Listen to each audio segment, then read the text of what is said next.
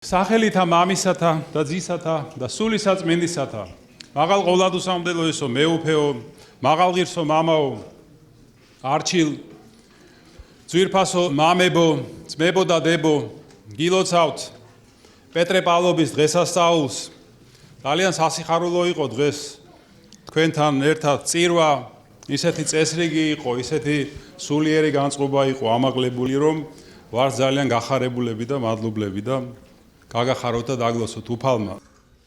დღეს ჩვენ მადლობთ, ვადიდებთ ღმერთს, რომ ცოდვილი სამყაროს წინაშე უფალმა აღმართა ასეთი საოცარი სვეტები და მნათობები, რომლებმაც არამხოლოდ თავისი დიდებული ეპისტოლეებით, არამედ თავიანთი ცხოვრებითაც უქადაგეს მთელს მსოფლიოს ჭეშმარიტება და მაგალითი მოგცეს ღვთის რწმენის და დიდი სიყვარულის.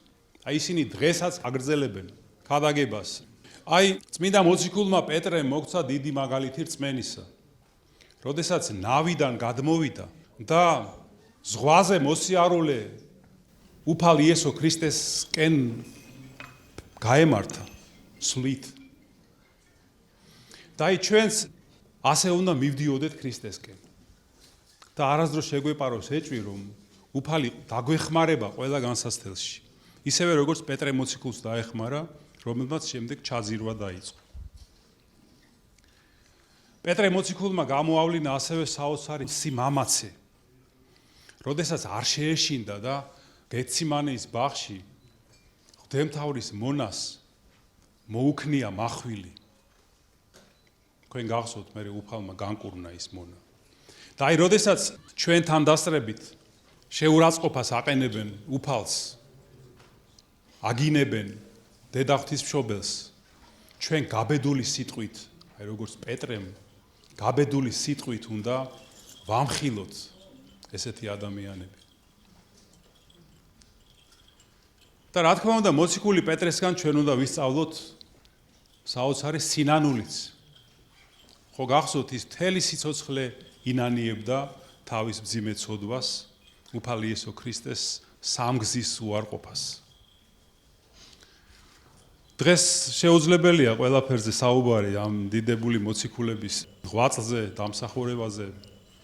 რაც შეეხება პავლე მოციქულს, ალბათ ზედმეტია ლაპარაკი იმაზე, რა დიდი მნიშვნელობა აქვს მის ეპისტოლეებს ჩვენი რწმენისთვის, ჩვენი სულის ცხონებისთვის.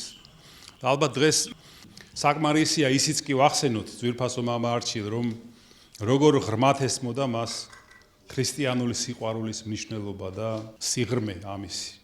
და რა საოცარია მისი სიტყვები კორინთელთა მიმართ ეპისტოლეში, სიყვარულის ჰიმნად წოდებული ცნობილი მონაკვეთიდან. ის წერს, რომ წინასწარმეტყველების მადლიც რომ კონდესო, ყველა საიდუმლოც რომ ვიცოდეო. და ისეთი რწმენა მქონდესო, რომ თების დაზვრა შემეძლოსო, სიყვარული თუ არ მაქვს, არ ვარ, მხოლოდ მოჟღრიალე რვალი ვარო. მთელი ჩემი ქონება გახაკებს რომ დაურიგო და სხეული მივცე დასაწვავათო, სიყვარული თუ არ მაქვს, არას მარგებს.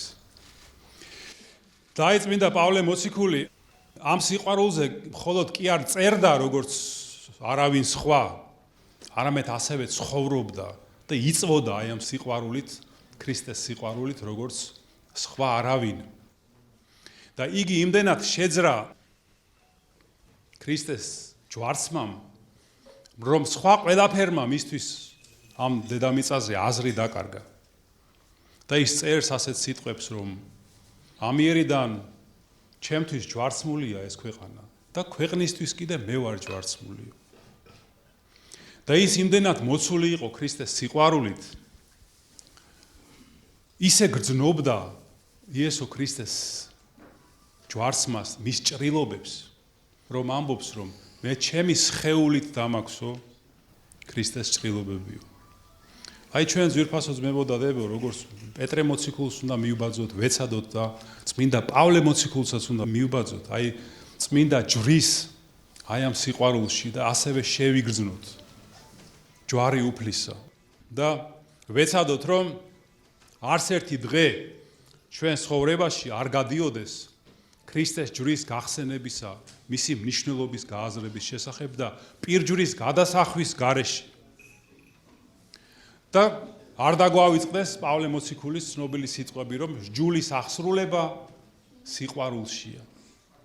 და თუ ჩვენ ასე ვიცხოვრებთ, თუ ვეცდებით ასე ვიცხოვროთ, მაშინ ჩვენს გულებშიც გამოისახება ქრისტეს ჯვარი და მივემსგავსებით მცირედ მაინც მოციქულებს, რომელთა გულებშიც ის გამოისახა და ზეციური ნათლით